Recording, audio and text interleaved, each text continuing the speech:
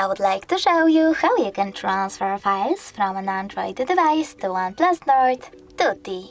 First of all, go into Play Store on both devices and install free app called Send Anywhere.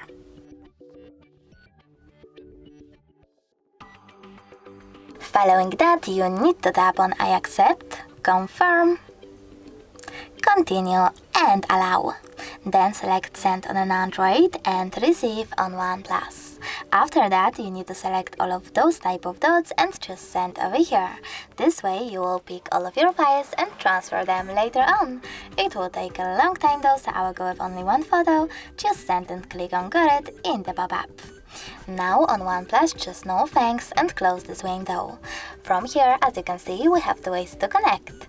We can input this key over here and then select Receive button to connect our smartphones, but we can also scan this QR code. If you want to do that, tap on this scanning icon on OnePlus, select while using the app or only this time in the pop-up and point your camera at the QR code. Now wait a bit, and as you can see,